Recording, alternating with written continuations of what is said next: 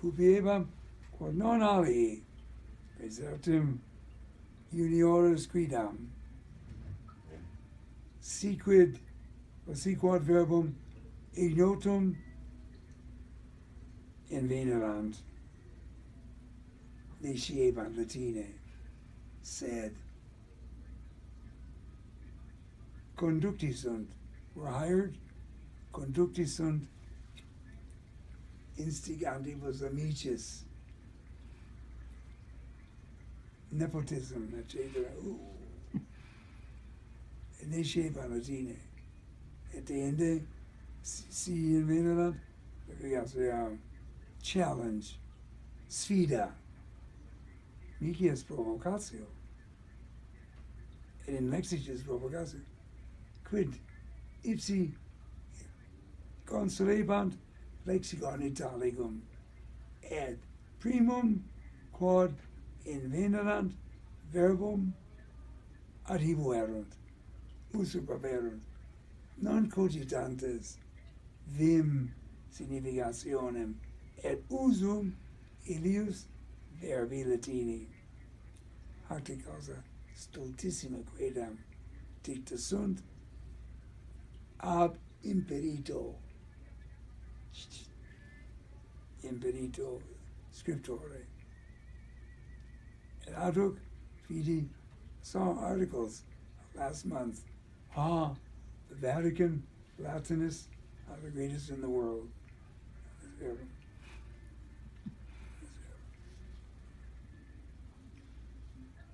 Iam moriuntur.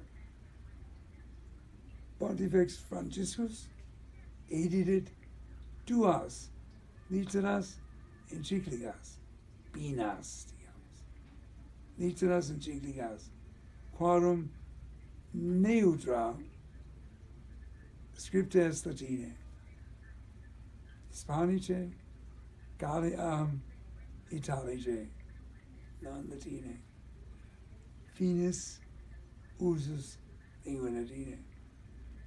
Iam brevi loquitur. Iam brevi loquitur. Tweets. Brevi est locutio mea. Ita. Venia apud Ciceronem. Brevi loquentem. The circumstances make me write in tweets. Brevi loquentem, tempora ipsa me faciunt. Brevi loquentem. Ergo, brevi loquamur. Let's tweet, etc. Ego inter primos cepi scrivere dicta illa brevi locutiones pontificis Latine, et ad hoc sunt centena et milena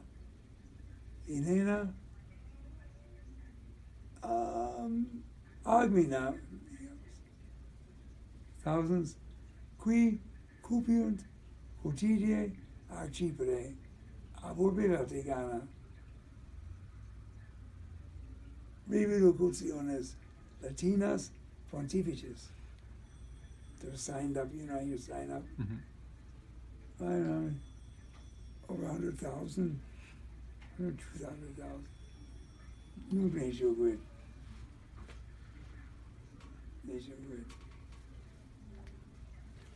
Ego scribebam Latine. Quantum fiebam ex studiis lexicis libris scriptoribus Latinis sine fine et nonnuli praesertim cardinales episcopi cardinales instituti erant pueri in gymnasio lingua Latina amo, amas, amat, etc. Ergo nesciebant Latine et inter exempla illa duo exempla ego aliquando nomine pontificis scripsi nos non valde cupimus, sed nos concupiscimus.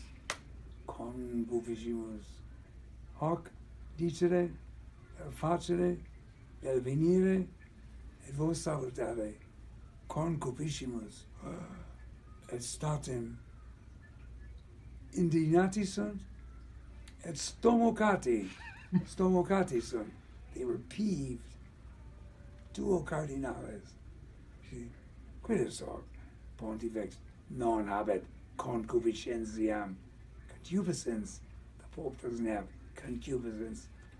Sed concupisco habet sensum purissimum, castum, clarum, simplicem, to desire fervently.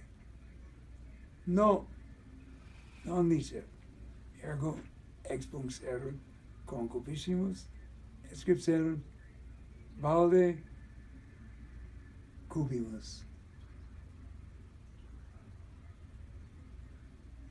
Quambis Tullius Noster, Cicero, usurpaverit illud verbum castissimum et rectissimum negio, decias scientias negio.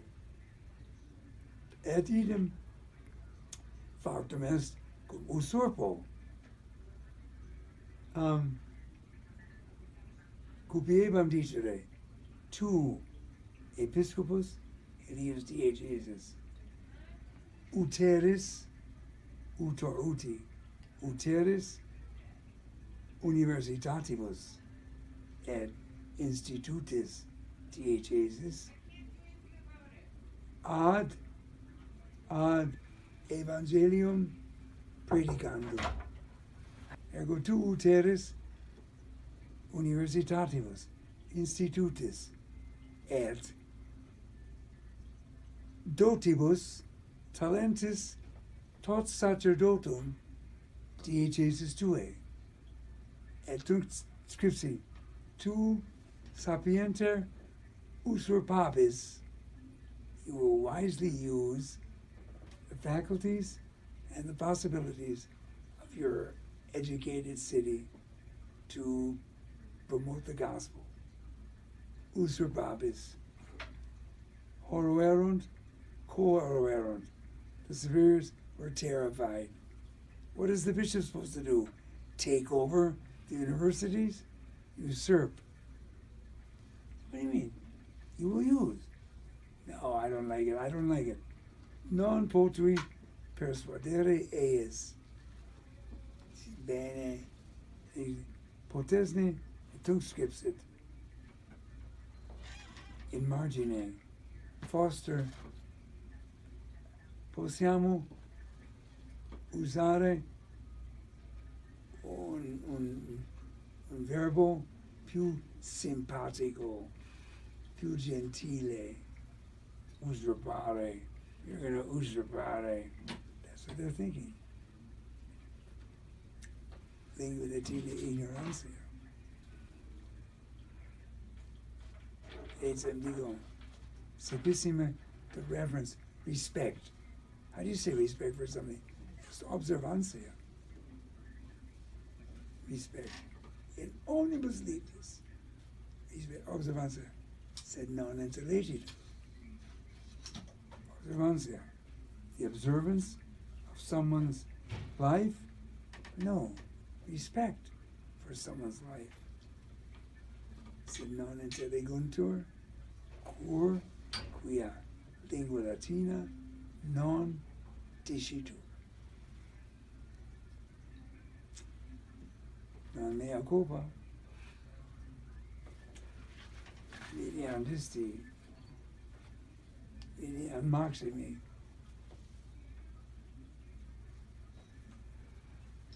Ergo, quinaliud. Ivias narratio se usurpare, et verbo usurpandi, et verbo concupiscendi. Pontifex non concupiscit.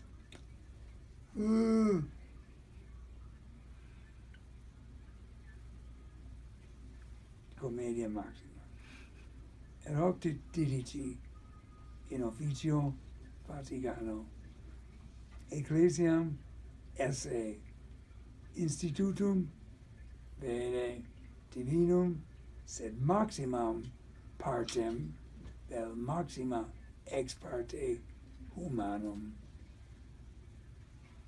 Institutum humanum cum omnibus virtutibus et vitiis et dotibus et maculis et peccatis et operibus hominum hoc divici.